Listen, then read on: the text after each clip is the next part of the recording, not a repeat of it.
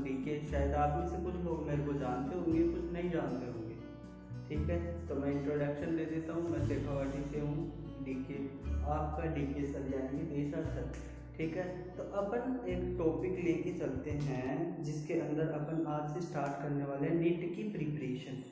क्या नीट की प्रिपरेशन अपन क्या करने वाले, स्टार्ट करने वाले हैं। आपको भी पता है कंपटीशन है वो बहुत ज़्यादा हो चुका है। ठीक है, इसके चलते अपने को नीट के अंदर क्या क्या पढ़ना चाहिए, क्या क्या नहीं पढ़ना चाहिए, क्या क्या इम्पोर्टेंट है, क्या क्या नहीं है, इन सब के बारे में अपन डिस्कस करेंगे। ठीक है, हर एक टॉपिक को, हर एक पॉइंट को लेके अपन चलेंगे। और इसलिए मैंने आपके लिए स्पेशल क्लासेस स्टार्ट की है नीट की। ठीक है, जिसके अंदर अपन क्या करेंगे, बायोलॉजी के बारे में अपन क्या करेंगे, डिस्कस करेंगे। तो बायोलॉजी के बारे में अपन डिस्कस करेंगे। उससे पहले एक सुविचार के साथ मैं आपके सामने पेश करता हूँ अपनी बायोलॉजी की क्लास। ठीक है, तो एक सुविचार है जो मेरी भी जिंदगी का एक अहम हिस्सा है, ऐसे मान सकते हो, या फिर मुझे यहाँ तक लाने में जो सक्षम हुआ है वो ही सुविचार मैं आप लोगों के सामने प्रस्तुत करता हूँ। तो ध्यान से सुनिएगा। जिंदगी जीना आसान नहीं होता, बिना संघर्ष के कोई महान नहीं होता। जिंदगी जीना आसान नहीं होता, बिना संघर्ष के कोई महान नहीं होता। जब तक ना पड़े हथौड़े की चोट, पत्थर भी भगवान नहीं होता। मतलब जिस प्रकार से एक भगवान की मूर्ति बनाई जाती है, एक गॉड की मूर्ति बनाई जाती है, तो मूर्तिकार क्या करता है, उस चीनी और हथौड़ी की सहायता से उस पत्थर पे, एक नॉर्मल सा पत्थर होता है जिस पे वो कितनी चोटें लगाता है। ठीक है, जिसके कारण वो एक क्या होती है, भगवान की मूर्ति के रूप में प्रस्तुत होती है। यानी कि एक मूर्ति बनने के लिए भी उसके अंदर उसको कितनी चोटें खाने पड़ी, अर्थात भगवान को भी अपने आप को प्रस्तुत करने के लिए कितना संघर्ष करना पड़ा। तो उसी प्रकार से आपके लिए ये नीट है, अपना अहम हिस्सा बना लो, अपना अहम वजूद बना लो, जिसके कारण आप क्या है, इसको क्रैक कर पाएंगे। ऐसे नहीं भैया सोते रहोगे और नीट हो जाएगी, ऐसा बिल्कुल मत सोचना। पहली बात तो नीट की प्रिपरेशन के लिए आपके पास होना चाहिए कंटिन्यूटी। ठीक है, यानी कि आप कंटिन्यूटी स्टडी करोगे। ऐसे नहीं कि भाई आज पढ़ लिया, मोटिवेट हो गए, ठीक है 2 दिन पढ़ लिए, ऐसे नहीं चलेगा। ठीक है, आपको रेगुलर पढ़ना पड़ेगा। ठीक है, उसके लिए आप निकाल लो अपने 12 से 13 घंटे, आपको क्या करनी पड़ेगी, स्टडी करनी पड़ेगी। ठीक है, 12 से 13 घंटे आपको क्या करना पड़ेगा, पढ़ना पड़ेगा भैया, सीधी बात है। हाँ, सिटिंग पावर नहीं है जिसकी, क्या सिटिंग पावर जिसकी नहीं है, उसके लिए बता देता हूं मैं आपको, 20 से 25 दिन भैया कुछ भी करो, कैलेंडर आपके सामने रख लो, 20 से 25 दिन आपको बैठना ही होगा। चाहे आप मोबाइल से वीडियो देख के पढ़ो, चाहे आप बुक से पढ़ो, लेकिन एक बात याद रखना, 20 से 25 दिन अगर आप 12 से 13 घंटे यानी कि मैक्सिमम 15 घंटे आप इसको देते हो, तो आपका सिटिंग पावर 20 से 25 दिन में इतना ज़्यादा हो जाएगा कि आपको इससे कोई फर्क नहीं पड़ेगा। आपके कब 15 से 20 घंटे निकल गए आपको कुछ भी पता नहीं चलेगा। ठीक है, तो 15 घंटे तो 12 से 13 घंटे तो आपको कंटिन्यूटी बनानी पड़ेगी। ठीक है, और यारी दोस्ती प्यार वफा सब कुछ छोड़ दो, सिर्फ कितने साल, 1 साल फोकस करो ओनली नीट। ठीक है, आप अगर नीट पे फोकस करोगे तो आई एम श्योर कि आपका नीट है वो क्रैक हो जाएगा। हाँ, आपको हर चीज़ मिल जाएगी, अगर आप नीट क्लियर करते हो तो आपको हर एक चीज़ मिल जाएगी जो आप चाहते हो। ठीक है, लेकिन उसके लिए आपको 1 साल सस्पेंस रखना पड़ेगा, सबको छोड़ना पड़ेगा, यहाँ तक कि जो अपने खास हैं उनको भी आपको क्या करना पड़ेगा, छोड़ना पड़ेगा।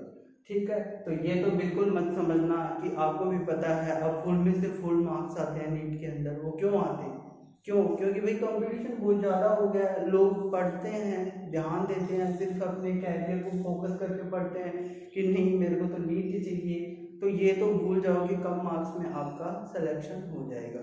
तो इसी के साथ मैं बोल रहा हूँ कि भगवान को एक प्रकार से भगवान को भी एक मूर्ति बनने के लिए कितनी चोटें खानी पड़ती है। तो भैया पहले तो आप दर्द सहन करना सीख लो, बैठना सीख लो। ऐसे नहीं है कि मैं नहीं बैठ सकता, मेरा मन नहीं लग रहा। आप मन नहीं लग रहा है तो आप वीडियो देखो, बैठे बैठे वीडियो देखो, लेकिन हाँ खाने पीने का टाइम होता है उसके अकॉर्डिंग आप उठो, खाना खाओ। हाँ लेकिन जितना पढ़ा दिया उसको पढ़ो, और खाने से पहले उसको पानी पियो, पहले 12-1 बजे तक पानी पियो, पानी पी के आप पढ़ो, ठीक है।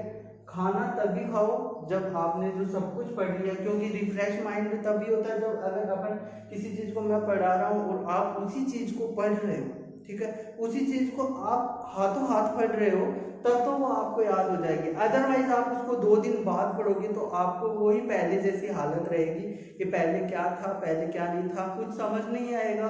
तो इसलिए आप जैसे पढ़ रहे हो, जैसे ही मैं पढ़ाता हूँ या फिर और कोई पढ़ाता है आपको, उसी के अकॉर्डिंग आपको, चाहे क्लास छोड़ने के बाद चाहे 2 घंटे की क्लास हो, चाहे 3 घंटे की क्लास हो, चाहे आधा घंटे की क्लास हो, सभी सब्जेक्ट को इक्वल पार्टीशन है, इक्वल को सब कुछ बराबर लेके चलना अपने को।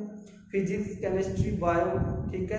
बायो में पता आपको बॉटनी और जूलॉजी दोनों होते हैं, लेकिन अपने को पता है वो भी अपने को करनी है, और फिजिक्स और केमिस्ट्री को भी अपने को लेके चलना है, ठीक है।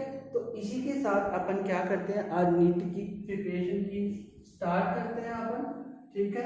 जिसके अंदर अपने को पता है, सबसे पहले तो आप ये तो सोच लो कि भाई मेरे को 15 घंटे बैठना है। कितने दिन? ओनली 20 से 25 दिन आपको क्या करना है, बैठना है, ठीक है। बैठ के स्टडी करनी है, और कितने घंटे? 12 से 15 घंटे आपको क्या करना है, स्टडी करनी है। 20 से 25 दिन आप अगर लगातार ऐसे पढ़ते रहोगे तो कोई दिक्कत नहीं है, आपको आराम से क्या हो जाएगा, नीट क्रैक हो सकता है। बस सिर्फ 20 से 25 दिन आपको लगाने हैं, उसके बाद खुद आपका मन हो जाएगा। हाँ लेकिन ये नहीं होना चाहिए 20 से 25 दिन में कि भाई आज 5 दिन हो गए तो चलो मैं 1 दिन का गैप ले लेता हूँ, नहीं, कंटिन्यू आपको 20 से 25 दिन लगातार आपको क्या करना पड़ेगा, बैठना पड़ेगा, और बैठ कर क्या करना पड़ेगा, पढ़ना पड़ेगा, ठीक है। तो आप 20-25 दिन सबको भूल के एकाग्रचित्त होकर के कंसंट्रेट ओनली नीट, ठीक है, और 20 से 25 दिन आप लगातार क्या करोगे, 15 घंटे निकालोगे, ठीक है, आपके डीके सर के कहने पे, ठीक है।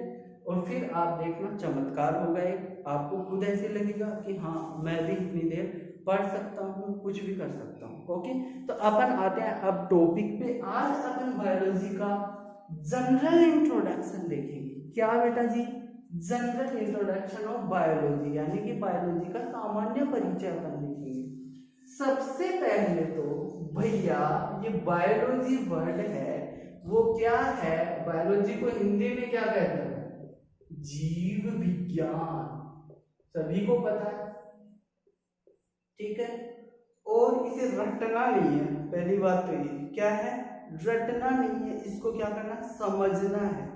रटोगे तो कुछ हासिल नहीं होगा। नीट के अंदर रटा हुआ नहीं चलेगा भैया, इसके अंदर सिर्फ वो ही चलेगा जो दिमाग से काम लेगा, दिमाग से इसको समझेगा जीव विज्ञान को, तभी भैया ये जीव विज्ञान पल्ले बढ़ेगी, ऐसे कुछ नहीं होने वाला।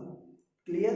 तो अपन सबसे पहले बायोलॉजी वर्ड है वो किस भाषा का है, यह है अपने पास क्या है, एक ग्रीक वर्ड है। क्या है? ग्रीक भाषा का क्या है अपने पास, शब्द है। क्या है? लैंग्वेज है भैया, बायोलॉजी वर्ड है वो ग्रीक भाषा का अपने पास क्या है, शब्द है। तो भैया ये बायोलॉजी है अपने पास, तो ये अपने को दिख रहा है भैया किन 2 शब्दों से मिलकर क्या है, ये अपने पास बनी है, बायो, बायोस और लोगस। इससे 2 शब्दों से अपने पास बायोलॉजी मिलकर बना है बायोस लोगस। ऐसे मत समझना ये इंग्लिश है ये हिंदी है, ऐसे टर्मिनोलॉजी है, आपको थोड़ा बहुत तो इंग्लिश में बेटा मैनेज करना पड़ेगा, ठीक है। क्योंकि इंग्लिश में ही अपने को पता है, आगे जो नीट होती है वो आपको सब कुछ पता है कि इंग्लिश में होगी, वहाँ पे आपके हिंदी की टर्मिनोलॉजी काम नहीं आएगी। फिर भी मैं आपको समझाऊंगा कि हिंदी में इसको क्या बोलते हैं क्या नहीं बोलते, ठीक है। तो आप ध्यान दें, बायोलॉजी वर्ड है बेटा, वो दो शब्दों से मिलकर बना है, किससे? बायोस और लोगस। बायोस का मतलब होता है पुत्र जी जीवन, क्या होता है? जीवन होता है। लोगस का मीन्स क्या होता है? अध्ययन। अब भैया बायोस का मतलब क्या होता है? आपका जो जीवन, लाइफ। लोगोस का मतलब क्या होता है? अध्ययन मीन्स स्टडी, ठीक है। जीवन किसमें होता है भैया? सजीवों में होता है। किसमें होता है? सजीवों में क्या होता है? जीवन होता है। तो बायोस और लोगस का मीन पता चल गया अपने को, अपने को पता जीव विज्ञान किसे कहेंगे? वह विज्ञान की वह शाखा जिसके अंदर सजीवों का अध्ययन किया जाता है, उसको अपन क्या बोलेंगे भैया? जीव विज्ञान बोलेंगे। क्या बोलेंगे? जीव विज्ञान। यानी कि बायोस का मीन्स होता है जीवन, लोगोस का मीन्स होता है अध्ययन। इन दोनों का जीवन किसमें पाया जाता है? सजीव में, लिविंग में पाया जाता है। क्या? जीवन। तो इस सजीवों का अध्ययन जिस ब्रांच में किया जाता है उसको अपन बोलते हैं बायोलॉजी, मीन्स जीव विज्ञान। क्लियर यहाँ तक? आई होप यहाँ तक किसी को कोई दिक्कत नहीं होगी, क्योंकि ये चीजें अपन पढ़ के पहले से पढ़ चुके हैं। फिर भी मैं यहाँ जीरो से स्टार्ट कर रहा हूँ। जिन बच्चों को बिल्कुल भी मैं ऐसे मान रहा हूँ कि किसी को कुछ भी नहीं आता, सबको मैं इक्वल लेके चल रहा हूँ, तो आई थिंक सबको समझ में आएगा, ठीक है मेरे हिसाब से। हाँ, आपको भी उतनी ही मेहनत करनी पड़ेगी जितनी मैं कर रहा हूँ, बट आपको बिल्कुल समझ में आएगा। क्लियर? तो जीवन किसमें होता है? सजीवों में। और सजीवों का जो अध्ययन किया जाता है उसको अपन क्या बोलते हैं? जीव विज्ञान। क्लियर? आगे चलते हैं अपन। भैया इतनी सी बात आ गई अपने पास, तो अब अपने को पता होना चाहिए जी सर, सजीव किसे कहते हैं? क्या? लिविंग किसे कहते हैं? सजीव किसे कहते हैं? तो सभी को पता है, फिर भी मैं बता दूं, सजीव जिसके अंदर जीवन है वो सजीव है। यानी कि जिसके अंदर मूवमेंट पाई जाती है। भाई मैं चल रहा हूँ, ठीक है, मैं खा रहा हूँ, मैं पी रहा हूँ, उसके लिए क्या है मेरे अंदर? गति करनी पड़ेगी। तो लिविंग और नॉन लिविंग है, यानी सजीव और निर्जीव है, उसके मैं बात करूं तो अपने को पता है कि भाई इसके अंदर क्या होगी? सजीवों में क्या होगी? वृद्धि होगी। क्या था? पहले मेरी हाइट इतनी थी, इतनी हुई, इतनी हुई, ठीक है, तो मेरे अंदर क्या हुआ? वृद्धि हुई, ग्रोथ हुई। और निर्जीवों के अंदर ऐसा नहीं मिलता भैया। दूसरी बात, इसके अंदर क्या पाई जाती है? गति पाई जाती है। यानी कि मैं जैसे चल रहा हूँ, जैसे उठ रहा हूँ, बैठ रहा हूँ, हिल रहा हूँ, आपके सामने जो भी कर रहा हूँ वो सब क्या है? गति है, ठीक है। ये पेन है, अब ये ऐसे पड़ा है, अगर मैं इसको नहीं उठाऊंगा, यहाँ पे रख दिया मैंने इसको, तो क्या ये मूवमेंट कर पाएगा? नहीं, बिल्कुल नहीं कर पाएगा। क्यों? क्योंकि ये अपने पास क्या है? निर्जीव है, मीन्स गति। तो अपन गति के बारे में बात करें तो मूवमेंट पता ही होगा, अपन चल रहे, खा रहे, पी रहे, सब क्या है? मूवमेंट, गति है। तो गति के कारण ही अपन ऐसा कर सकते हैं। तो ये 2 पॉइंट, वृद्धि और गति, 2 हो गए। थर्ड पॉइंट की अगर मैं बात करूं तो अपने अंदर जो भी उपापचय क्रियाएं होती है, जो भी मेटाबॉलिक एक्टिविटीज होती है, जैसे बेटा पाचन, श्वसन, उत्सर्जन, ये सभी क्या है? मेटाबॉलिक एक्टिविटीज होती है, ठीक है, यानी उपापचय क्रियाएं होती है। ये सभी बेटा निर्जीव में क्या होती है? एब्सेंट होती है, यानी कि अनुपस्थित होती है। ठीक है, तो ये सारे कैरेक्टर्स हैं, ये अपने पास किस में मिलते हैं, लिविंग में मिलते हैं, और नॉन लिविंग में ये कैरेक्टर एब्सेंट होते हैं। एक इम्पोर्टेंट कैरेक्टर और होता है जिसको अपन क्या बोलते हैं, जनन बोलते हैं, यानी कि रिप्रोडक्शन। ओके, अब एक और इम्पोर्टेंट कैरेक्टर होता है, क्या, एक और इम्पोर्टेंट कैरेक्टर होता है जिसको अपन बोलते हैं कोशिका।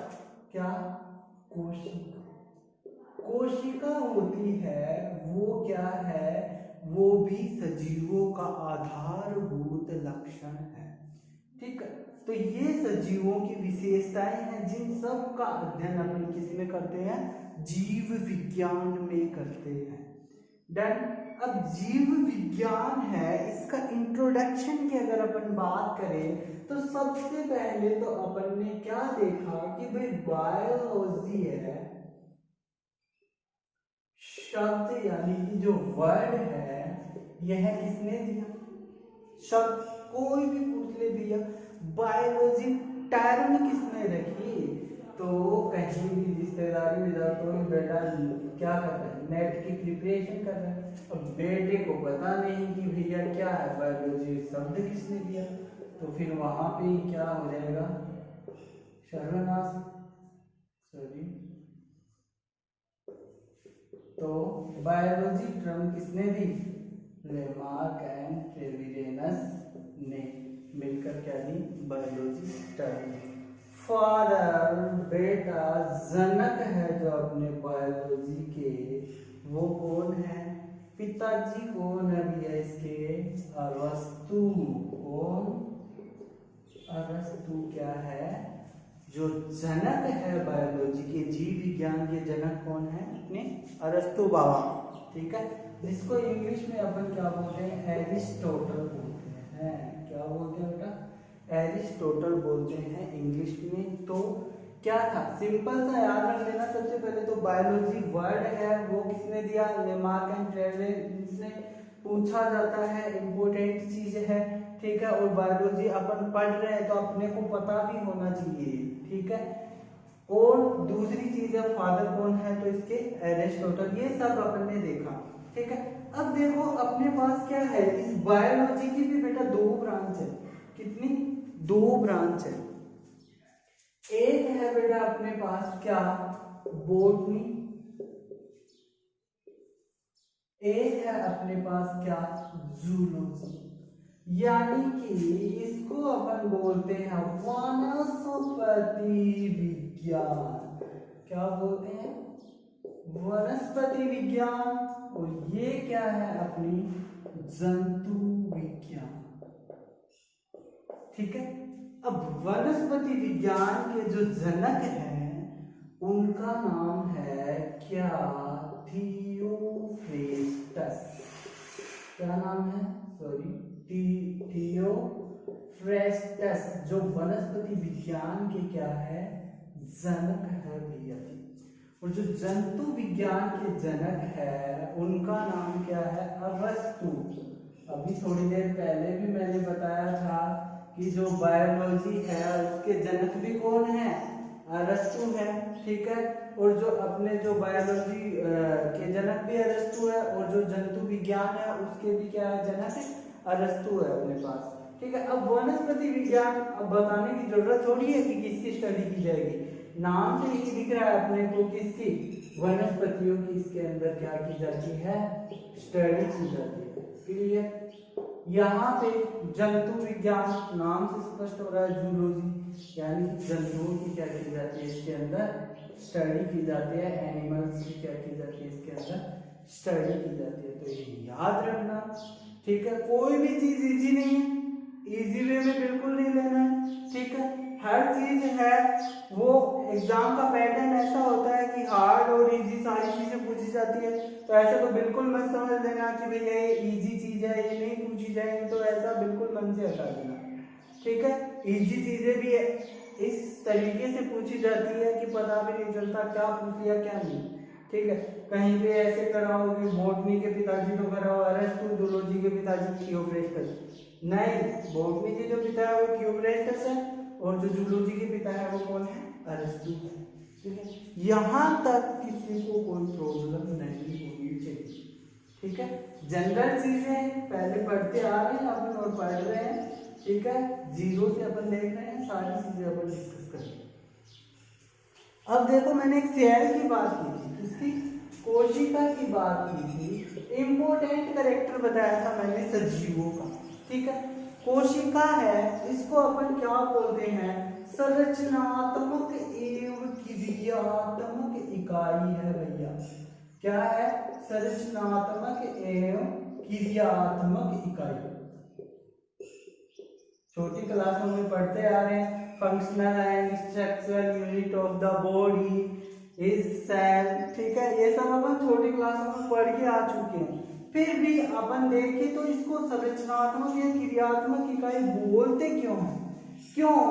क्योंकि जो ये अपने शरीर का ढांचा है, जो भी अपने लीवर, किडनी, जो भी बने हैं आपने, ठीक है, वो सब किससे मिलकर बने हैं? सेल से मिलकर बने हैं। ऊतक, टिश्यूज वगैरह वगैरह सब में क्या पाई जाती है? सेल पाई जाती है। ठीक है, तो मेरा जो आपको बॉडी स्ट्रक्चर दिख रहा है, आप लोगों का जो बॉडी स्ट्रक्चर है वो किससे मिलकर बना है? सेल से मिलकर बना है। इसलिए मेरी बॉडी को क्या मिली है? स्ट्रक्चर मिली है। तो इसके लिए इसके कारण इसको अपन बोलते हैं संरचनात्मक। क्रियात्मक क्यों बोलते हैं भैया? सारे फंक्शन होते हैं वो सेल के अंदर होते हैं। कोई भी फंक्शन होता है वो सेल के अंदर होता है। यानी कि लीवर है, किडनी है, सारी सेल से मिलकर बनी होती है और इनका अलग अलग फंक्शन होता है, अलग अलग वे में अलग अलग फंक्शन होता है इनका।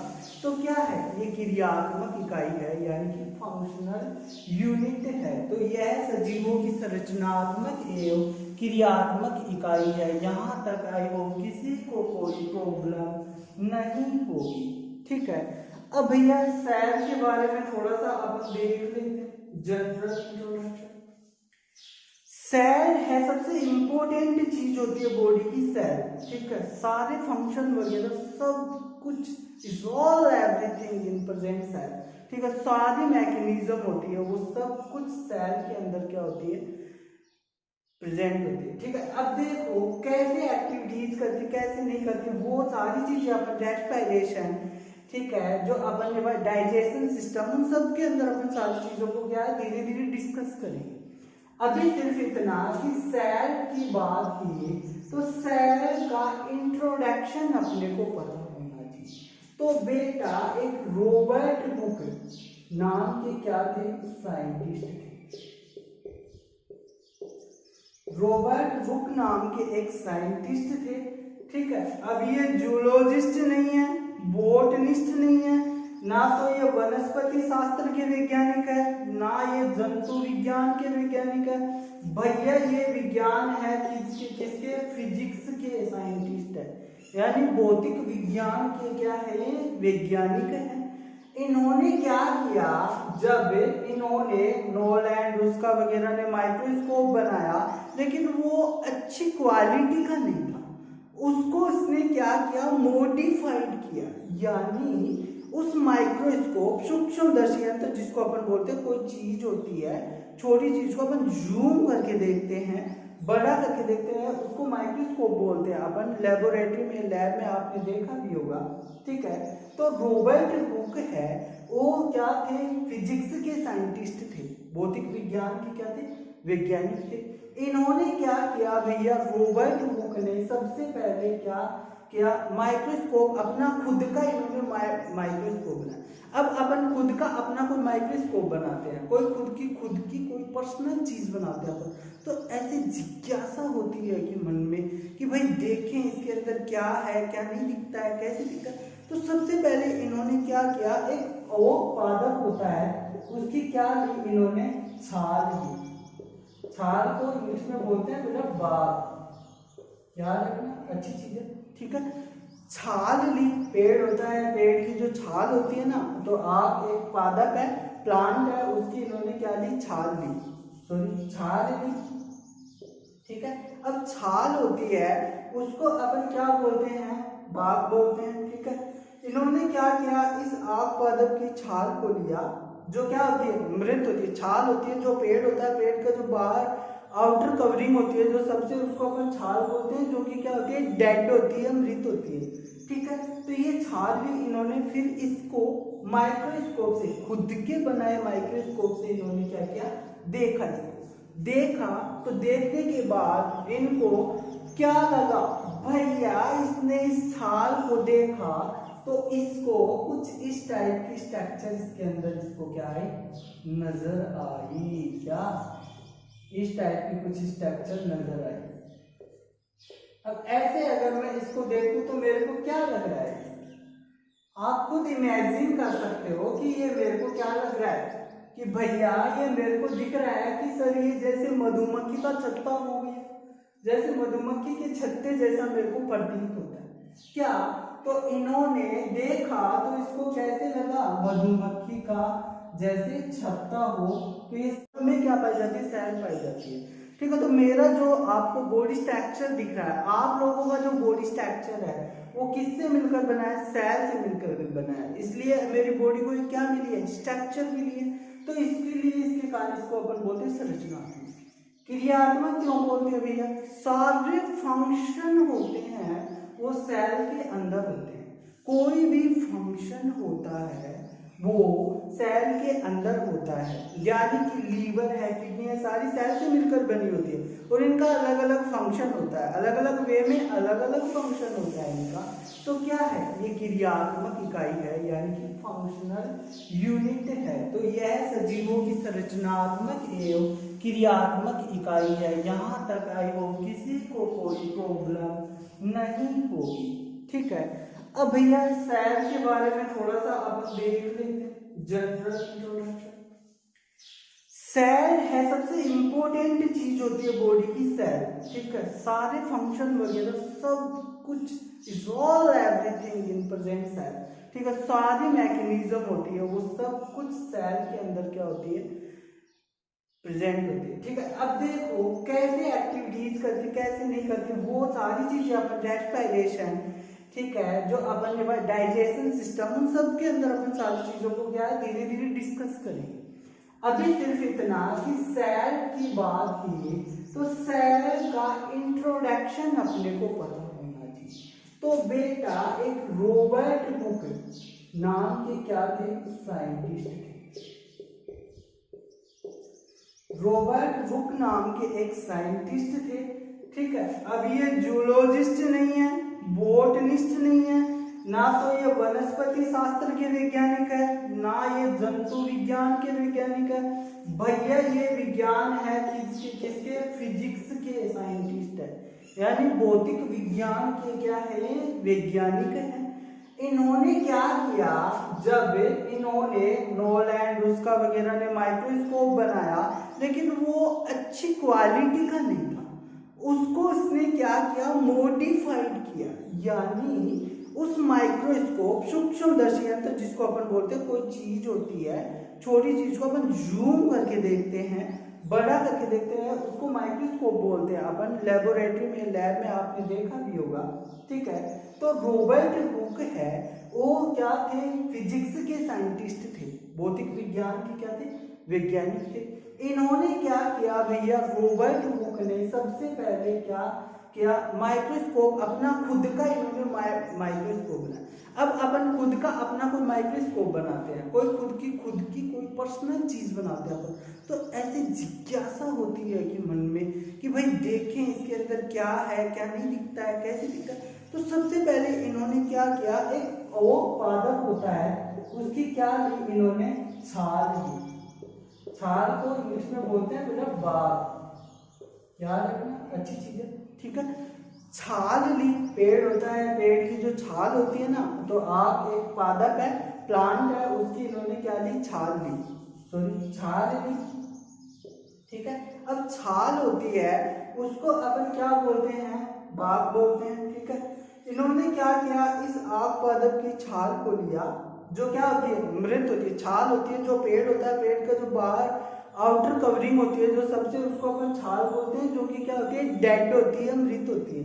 ठीक है, तो ये छाल भी इन्होंने फिर इसको माइक्रोस्कोप से, खुद के बनाए माइक्रोस्कोप से इन्होंने क्या किया, देखा इसको, देखा तो देखने के बाद इनको क्या लगा, भैया इसने इस थाल को देखा तो इसको कुछ इस टाइप की स्ट्रक्चर इसके अंदर इसको क्या है नजर आई, क्या इस टाइप की कुछ स्ट्रक्चर नजर आई।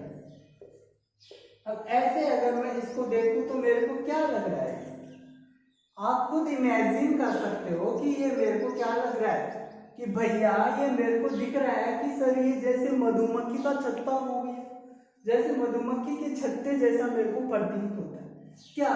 तो इन्होंने देखा तो इसको कैसे लगा, मधुमक्खी का जैसे छत्ता हो, तो ये सैल इन्होंने क्या देखी, मधुमक्खी के छत्ते जैसे दिखाई दे, ठीक है, जिनको इन्होंने क्या नाम दिया, सेलुलाई, क्या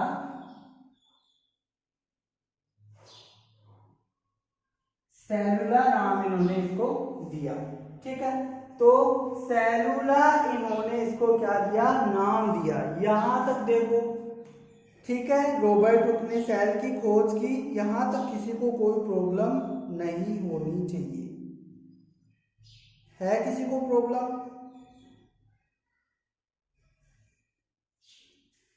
ठीक है। तो इसको इन्होंने क्या नाम दिया, सेलुलाई नाम दे दिया, ठीक है।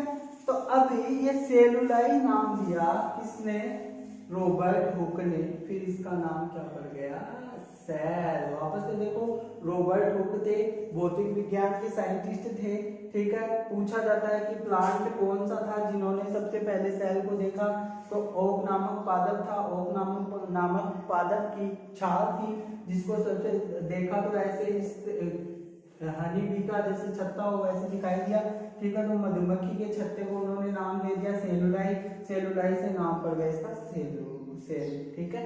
अब 1665 में यानी कि 1665 में इस सारी घटना को जो रॉबर्ट हुक थे इन्होंने पब्लिश किया, कौन सी बुक में, माइक्रोग्राफिया, कौन सी बुक में, माइक्रोग्राफिया नामक बुक में इसने क्या किया, सब कुछ दिखाया, क्या, माइक्रोग्राफिया,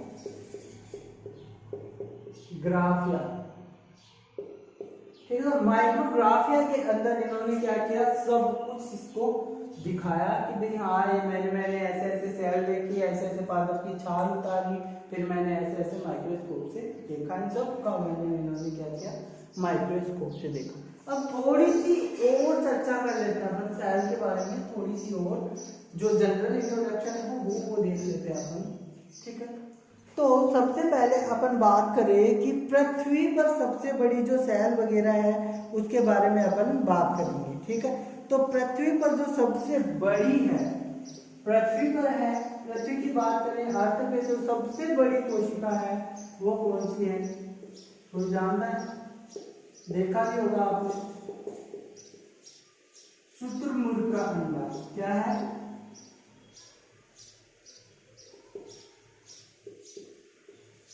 शुतुरमुर्ग का अंडा है आपका, वो क्या है, सबसे बड़ी सेल है, ठीक है। क्या, शुतुरमुर्ग का अंडा, अंडा होता है, अंडा आपने नॉर्मली सभी ने देखा होगा, वही क्या है, सबसे बड़ी कोशिका है, ठीक है। और सबसे छोटी कोशिका जिसको अपन बोलते हैं वो है माइकोप्लाज्मा, माइकोप्लाज्मा नामक सेल होती है जो क्या है, पीपीएलओ के अंदर पाई जाती है, यानी कि प्लूरो न्यूमोनिया, प्लूरोनिमोनिया सब जीव होता है, उसके अंदर क्या पाई जाती है, माइकोप्लाज्मा सेल्स है वो पाई जाती है, यानी कि सबसे बड़ी, और ये क्या है, पृथ्वी पर सबसे छोटी। तो सबसे बड़ी सेल है वो शुतुरमुर्ग का अंडा है, और सबसे जो छोटी सेल है वो अपने पास क्या है, पीपीएलओ यानी प्लूरोनिमोनिया। ये तो हो गई भैया अपने मूल वर्ड यानी कि अर्थ की बात हो गई, ठीक है।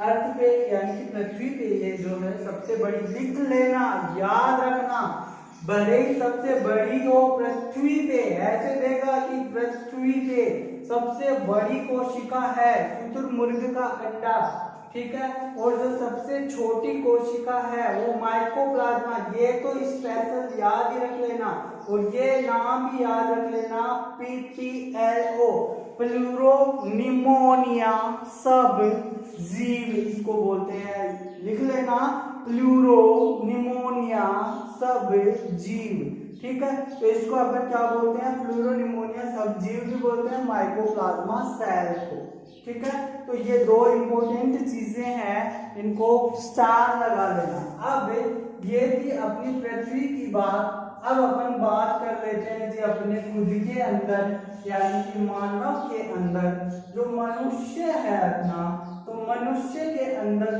क्या जो सबसे बड़ी सेल है, ठीक है, सबसे छोटी है वो कौन है, सबसे छोटी कोशिका कौन सी है मनुष्य के अंदर, शायद आप जानते होंगे क्या, शुक्राणु, क्या शुक्राणु, यानी कि स्पर्म सबसे छोटी सेल होती है किसकी, मनुष्य के अंदर, यानी जो हम मनुष्य है, हम में सबसे छोटी सेल होती है वो क्या होती है, शुक्राणु। जो सबसे बड़ी सेल होती है बेटा उसको अपन बोलते हैं क्या, सबसे बड़ी सेल को अपन क्या बोलेंगे, चाहेगा भाई, चलो इसको अपन बोलते हैं क्या, फीमेल में पाई जाती है जो, उसको अंडाणु, यानी कि ओवम। किसमें पाया जाता हुआ, सबसे बड़ी कोशिका है अंडाणु, जो किसमें पाई जाती है, मनुष्य में फीमेल में पाई जाती है, ठीक है। एक और रह जाती है जो सबसे लंबी कोशिका होती है, सबसे बड़ी, सबसे छोटी और सबसे लंबी कोशिका, सबसे लंबी कोशिका थी ये क्या थी अपने पास, सबसे लंबी कोशिका जिसको अपन बोलते हैं वो कौन सी होती है, जो आपका सबसे लंबी तंत्रिका कोशिका, यानी कि नर्व सेल जिसको अपन बोलते हैं, वो अपने पास क्या होती है, सबसे लंबी कोशिका। यानी कि जो भी मैकेनिज्म हो रही है मेरे मस्तिष्क तक क्या इंफॉर्मेशन है वो कौन लेके जा रहा है, यहाँ पे मैंने चूटी काटी, वो इंफॉर्मेशन यहाँ मेरे मस्तिष्क तक पहुंची, मेरे ब्रेन तक पहुंची, ठीक है। वो किसके माध्यम से पहुंची, जो मेरी जो पूरी बॉडी है उसके अंदर जो ये नर्व्स है, ये तंत्रिकाएं हैं, ये फैली हुई होती है। जैसे वायर होता है, मैं फैन की वो जो फैन का स्विच होता है उसको ऑन करता हूँ, तो वो ऑन करते ही मेरा कब जाएगी इंफॉर्मेशन, फैन ऑन हो जाएगा। तो फैन ऑन होते ही क्या होगा, फैन ऑन होते ही वो कहाँ पे जाएगी इंफॉर्मेशन, मेरे ब्रेन में जाएगी, और ब्रेन के थ्रू वो इंफॉर्मेशन कहाँ पहुँच जाएगी, जो मैं वापस रिफ्लेक्ट करूंगा, यानी कि जो मेरे पास जो एक्टिविटी हुई, मेरे चूटी का यहाँ से मैं हाथ हटाऊंगा, तो ये सारी इंफॉर्मेशन बेटा जी कहाँ पे होती है, तंत्रिका कोशिका में, यानी कि नर्व सेल के अंदर, यानी नर्व सेल के माध्यम से अपने पास क्या है, सारी इंफॉर्मेशन जाती है। तो सबसे छोटी, सबसे बड़ी, सबसे लंबी, इम्पोर्टेंट है ये चीजें, जो अभी करा रहा हूँ वो इम्पोर्टेंट है, ठीक है। मनुष्य में कराई, अपन ने बात की क्या, बायोलॉजी के बारे में अपन ने देखा, लेमार्क और ट्रेविडेंस ने शब्द दिया। बायोलॉजी के अपन ने दो ब्रांच देखी, जूलॉजी और बॉटनी। जूलॉजी में अपन ने बात की जंतुओं का अध्ययन किया जाता है, बॉटनी में अपन ने बात की वनस्पति का अध्ययन किया जाता है। फिर अपन ने देखा इनके जो साइंटिस्ट है वो देखे, जूलॉजी के जो साइंटिस्ट थे अरस्तु थे, और इन्होंने जो अपना जूलॉजी के अंदर जंतुओं का अध्ययन किया जाता है, वनस्पति को अपन ने देखा, तो इसके अंदर अपन ने क्या देखा, थियोफ्रेस्टस हैं इनके जो जनक है। बाद में अपन ने देखा सबसे बड़ी कोशिका, सबसे छोटी कोशिका, जो अर्थ है उसके ऊपर सबसे बड़ी कोशिका पाई जाती है, जो अपन आंखों से भी देख सकते हैं, एक अंडा होता है, एग होता है, उसके अंदर जो सेल पाई जाती है उसको अपन आंखों से देख सकते हैं। वैसे ही सबसे बड़ी कोशिका अपन ने शुतुरमुर्ग के अंडे की बात की, और पृथ्वी पर जो सबसे बड़ी कोशिका होती है, जो सबसे छोटी होती है, वो माइकोप्लाज्मा होती है, जो PPLO से होती है, यानी प्लूरो जो निमोनिया समझीव होता है उससे जो सेल उसकी जो सेल होती है वो सबसे छोटी कोशिका होती है। फिर अपन ने बात की कि मनुष्य के अंदर कौन कौन सी सेल्स पाई जाती है। मनुष्य के अंदर जो सबसे छोटी होती है वो होती है शुक्राणु, सबसे बड़ी होती है बेटा वो होती है अंडाणु, और जो सबसे लंबी यानी कि जिसकी सबसे ज्यादा लंबाई होती है वो अपने पास क्या होती है, आवेगों का संचरण करने वाली, इम्पल्स को एक स्थान से दूसरे स्थान पर भेजने वाली कोशिका तंत्रिका कोशिका। तो आज के लिए इतना ही। आई होप आप लोगों को समझ में आया होगा। हाँ, वो बात मत भूलना, 15 से जो 20 से 25 दिन मैंने बताए हैं सीटिंग पावर बनाओ बेटा, सीटिंग पावर बनाओगे तभी आगे सक्सेस हो पाओगे। अदरवाइज तो आपको पता है कंपटीशन बहुत ज़्यादा टफ है। मुझे पता है आप शायद मेरी बातों पे गौर करेंगे और मुझे पूर्ण विश्वास है कि आप लोग